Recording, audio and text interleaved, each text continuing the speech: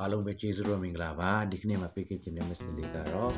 ကျမ်းပိုက်တဲ့နှစ်ပိုက်ကိုပေးခြင်းဖြစ်ပါတယ်စီချင်းဖြစ်ပါတယ်တိကောခန်းကြီး3အငယ်22နဲ့23ဖြစ်ပါတယ်ပထမပိုက်ကိုရဖတ်ပြမှာဖြစ်တယ်ဘောလူဖြစ်စေအဘောလူဖြစ်စေကေဖာဖြစ်စေဤလောကဖြစ်စေသက်ရှင်ခြင်းဖြစ်စေတည်ခြင်းဖြစ်စေမျက်မှောက်အရာဖြစ်စေနောက်လာလက်တန်သောအရာဖြစ်စေခတ်သိမ်းသောအရာတို့တွေတင်တော့အခုဖြစ်ကြ၏ခတ်သိမ်းသောအရာတို့တွေတင်တော့အခုဖြစ်ကြ၏လို့言အရန်မှာတော်လို့ကောင်းတယ်ဆိုတော့ခတ်သိမ်းသောအရာတွေမှာကျွန်တော်ခုနလို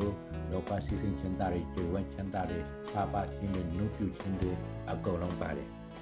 ဒါပေမဲ့လည်းအဲ့ဒီမှာသူပြောထားတဲ့မှာခတ်တင်းသောအရာတွေတင်တော့အခုလို့ပြောထားတဲ့အခါမှာခုနကကျွေးဝခြင်းတွေလို့ပြောသလိုပဲအဲ့ဒီစံချိန်ဖြစ်တဲ့ကျွန်တော်စီးရခြင်းတွေလည်းပါလို့ဦးနာတည်ခြင်းလည်းပါလာမှာဖြစ်ပါတယ်လို့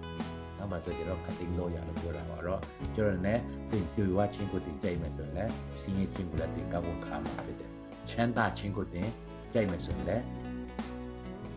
စီးချင်းကိုတင်မောခါမှာဖြစ်တယ်။နုပြူလန်းဆန်းခြင်းတွေကြိုက်မယ်ဆိုရင်လည်းဥနာတိခြင်းကိုတင်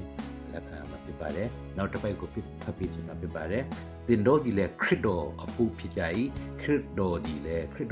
ရားသခင်အဖို့ဖြစ်တော်မူ၏အချောက်ကပူပေါင်းပါတယ်mister 3တင်တော်ဒီလေဘသူဖို့လဲဆိုတော့ခရစ်တော်အဖို့ဖြစ်ပါတယ်လို့ဆိုတော့ကျွန်တော်တို့က